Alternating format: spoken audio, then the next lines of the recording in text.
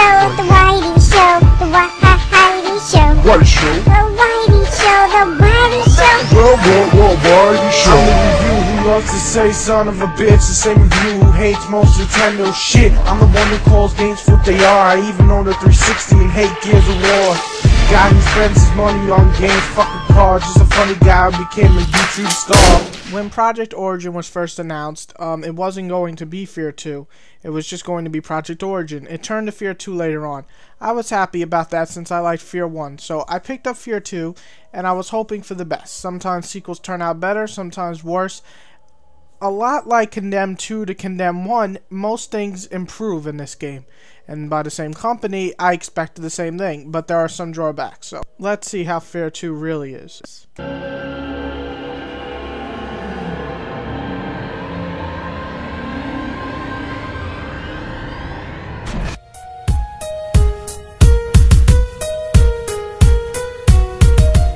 I would have to say the story is the weakest thing about Fear 2. Well, it's not terrible by any means, it just doesn't live up to the first one. Not that the first one had an amazing story, but it had a good story, good structure. And you learn all this stuff, and you meet all these people that you actually care about. What this game does is basically, it starts off that the team that went in to see what's up gets massacred, killed, whatever you want to say. Basically, they get fucked. And then you need to head in with your team. You really don't know your team, you don't get to know them, you don't really get to know even the person you're playing as, they're just there.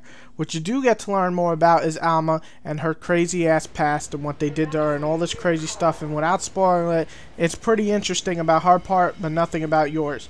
So, well, it has some good set pieces, well, it certainly does, I'm about to show you one. The backstory for your teammates or yourself is in there, and really all you learn about is some stuff about Alma and nothing about the team you're playing as. Warning. Obstruction present.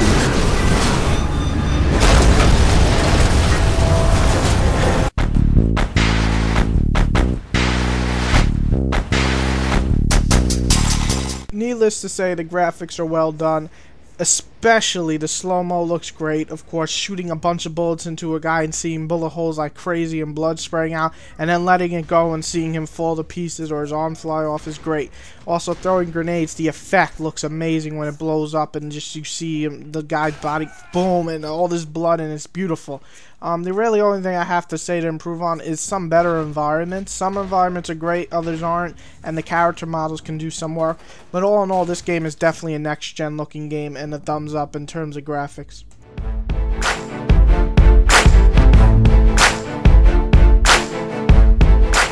The gameplay in Fear 2 doesn't change too much from Fear 1. You still have your, weapons, shotgun, assault rifle, sniper, and even the nail gun's back. This time a little different and more scientific than the original nail gun. Oh no, you have most of the weapons you had in the first one, plus some new ones such as the electric ball of hell. Oh, you know what I'm talking about if you played that. That shit kills the ninjas. But yes, the ninjas have returned. The only bad part of the game for me is these ninjas are fucking annoying to kill. Really, that's the only gameplay problem I had. Very annoying enemy is the ninjas. Why? Because they have this leaping attack of death, and even though you shot them with the shotgun 4 times, they still have it. And it can be very hard on hard mode, trust me on that. Besides that, the gameplay is very fun. Very fun. It's a lot of action at once. You see bullets flying, you see grenades thrown, you see guys running across, shooting. It's just kick-ass to see. Plus, the slow-mo is always an excellent feature in this game. It just is so fun to use. You're watching me. Slow motion, run up to him, put a shotgun to their head, and while they're going, what the fuck? You just click the trigger, and boom! Their fucking head explodes. It's wonderful. It's wonderful. Slow motion makes the game for me. It just simply is a kick-ass feature. The enemy AI, once again, is pretty damn good. You shoot, they duck. You shoot, you throw a grenade, they run the other way. It's pretty simple. Besides slow-mo, these enemy AI will shoot you and try to kick your ass. Slow-mo is basically a feature that is needed in this game, and you can definitely tell from the first level when you don't have it to later levels when you damn sure need it or you be fucked. All in all, the guns feel good, the controls feel good, the AI is good, the only cheap AI is really the ninja. Alma is once again a scary little bitch who scares the shit out of you when she out of nowhere just jumps at you. I wouldn't say the game is scary for me, but anyone who hasn't watched horror movies since 4 would probably think this has some pretty good scare moments. So the gameplay all in all lives up to the first one. If anything, I think it's better since there's more enemies on screen this time around, and the guns are much improved. I love the nail gun in this game. I did not like it in the first one.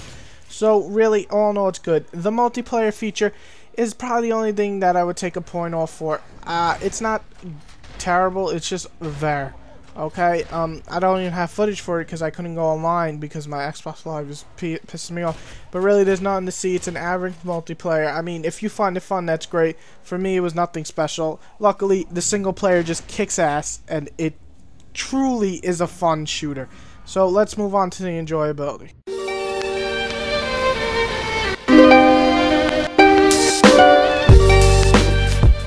The single player is actually a pretty lengthy single player. I would put it anywhere between 8 hours if you're very good at shooters to 12 hours if you're not too good at shooters. In between, I spent about 10 hours playing this game. I had a great ride, and I will replay it again down the line on hard mode when I do not want to fight the ninjas and they're kicking my ass and I have less games to play. But all in all, the difficulty does change it quite a lot. You're playing on hard mode, the AI will play. They will kick your ass, to put it simple.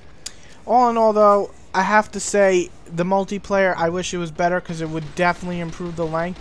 But the single player does last quite a long time for a shooter when you get 6 hours at most in some shooters these days.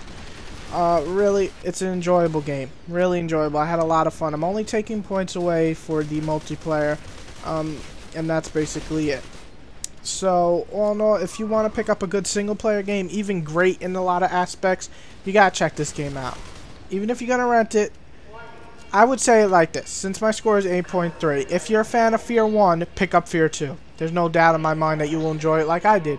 If you are a fan of shooters, either rent it or buy it, that's up to you. If you're not a fan of shooters, a little scaredy cat, I'm not making fun of you, I'm just saying, yeah, I am kind of making fun of you, come on, it's not that scary. Don't pick it up though, if you're not a fan of shooters or a scary game. If you're a fan of horror, if you're a fan of shooter, and you enjoyed Fear 1, there's no doubt in my mind, pick up Fear 2, because it's hell of a ride. Now, go, shoot someone in the head with a nail gun and watch them get stuck on the wall. It's fucking hysterical.